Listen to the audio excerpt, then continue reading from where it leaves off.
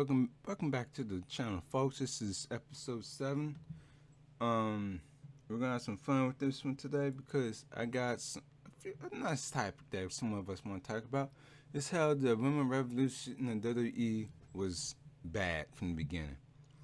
Now, I've been a wrestling fan since March 15th, 1999. Sorry about that.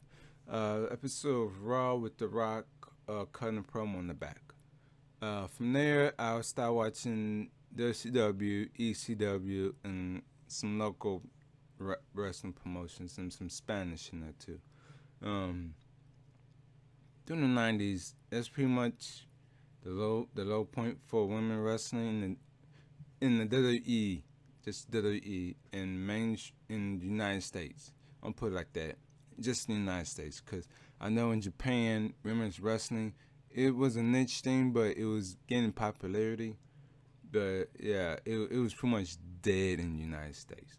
The women's wrestling revolution always is just a fad and a term to market stuff in the WWE because through their track record, the WWE just shows how much they never care for the women. Instead of let the women be themselves and all these things, not try to sexualize them, because God knows none of them want to be that sexualized. But you know the WWE, oh, you gotta be sexualized or you don't have a job here. Going to the early 2000s, so you have skits like Vince McMahon making Trish Stratus stripped down to her underwear and bark like a dog. That's a very demeaning thing.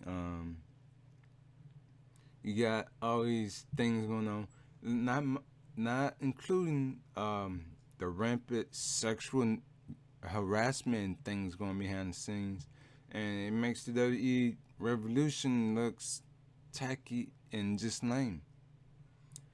Sasha Banks, what is it, Paige, I think Bailey and Becky Lynch. That's supposed to be the WWE Four Horsemen women. No, they're just four WWE women's. You can't be the Four Horsemen, whether you try to make it a spinoff or similar to it, but because the Four Horsemen are four guys with many championships under their belts, not just the WWE, not just one title, the Divas Women's title, whatever. These men held TV titles, world titles, intercontinental titles, tag team titles. These women, the only thing they won was just the women's championship. So that's one knock against that. Two, this, like I said before, the sexual misconduct and harassment from the early 2000s way back into the Attitude Era. That's 3. Vince sexually harassing a female referee, I think like the 50s, 60s, and she didn't like his advancement. They sponged her from their history books, even though there's video and photo proof. So that's 4. They're inconsistent booking for these women who 1 minute are friends, next minute this and that, blah, blah, blah. That's 5. They got this Total Divas show, which goes way against the Women Revolution. That's 6. And they don't allow the women to be themselves, let them pick out their own costume, outfit, let them do their own promos. That's 7. 7 fucking reasons why the WWE Revolution is bad. They try to pretend like this is some big revolutionary thing. Oh, we got the women's Royal Rumble. You know what? Shine, Shimmer, Stardom, WSU, Bellatrix, and a few other companies. Either they have both genders or women only women promotions. They be doing that a lot longer than the WWE. So the WWE won't make all these things like fancy, like, oh, we doing all of this for the women. Like, If you want to do us for women, let them go to work Shine. Let them work Shimmer. Let them work WSU and all these other female companies. Because guess what? They won't be able to last in those companies except for Kenna. But she's known as Oscar in WWE. Why these women won't last? Because they work a WWE style. And the other women, they don't work a WWE style. They work the indie and the Japanese style. And these women, they are booked better. They're showing better treatment. And you hardly hear any sexual harassment against anybody in that company, because they don't put up their stuff and they're more professional. They don't hinder their women from wrestling where they want to wrestle. They promote their women wherever they wrestle because they know those women come right back to those companies because they do good business and they treat them right. WWE can't even book a fucking Revolution right either.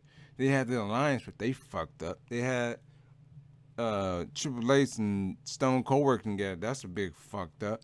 They have all these fucked up problems, yet they want to make it pretend like nobody realized all the shit they did wrong. No, WWE, you got a shitty product and you got a shitty brand. You trying to act like you're better than everybody else. No. Your women's wrestling went from 3 minutes up to 10 minutes? How about this? How many pay-per-views do you have in a year? You can't have at least 3 or 4? Have women men event those matches? Or be the last 2 matches on the card? I wonder why is that? Because it's the brand. You gotta worry about the brand, not the women. And you have these, you know what you can do? Get rid of total divas and make it something else. Make it in the life of the women. Don't just make it like a fucking stupid show that's just eye candy. If I want to see eye candy that, I can watch porn online. I can go watch all these other companies where they had skinny clad women because that's what they want their gimmick to be. Don't make all your women look the same, which is very contradicting because on NXT, hardly any of the women are sexualized, but on the main brand, you got over-sexualized them because of blah, blah, blah. Even though their main target is young kids. Don't work out. So you want to play these little stupid games, you do that, but just remember, you stay away from the independent women on the independent scene who perform a lot better in their home environment than working on your system, because you have a history of firing pregnant, expecting wrestlers who are women. You belittle their husbands. Mike Kanellis. I know you got not Mike Kanellis. Mike Bennett. You had a great name in Ring of Honor and TNA for a short term, but they gave gave Marita's last name to you to pretty much take a jab at you. So yeah. And Lord help me if they make a WWE Women's Tag Team title, and I'm gonna laugh because I see TNA did it before you, Shimmer, Shine, Stardom, all these other women, all these other companies that have women championships, they did before WWE. So WWE trying to act like theirs is better. No, it's not, sweetie, because you don't got a limited amount of women on your NXT roster and your main rosters, whereas women women all over the world, which is over 100 or so who wrestle, can win those titles at any given minute, which is more exciting than knowing from your shitty booking that who's gonna win the titles or not. And no, I'm not bringing up Sasha and Bailey, who are best friends in real life and all that stuff. So you know what? You have fun with that WWE, because I know your shit is terrible and you gotta make money somewhere. So you know what? Have fun. So if you hate this brand, hate this podcast episode, good. Just put in the comment section why you hate it. If it's just some kind of generic, well, you're salty, you're jealous, and anything, I pretty much named off those companies in the beginning that I watch myself. So no, I can't be jealous if I see better women product. But you know what? It's fun. Time's up, and enjoy your day. Enjoy your 4th of July. Enjoy the rest of your week, whatever.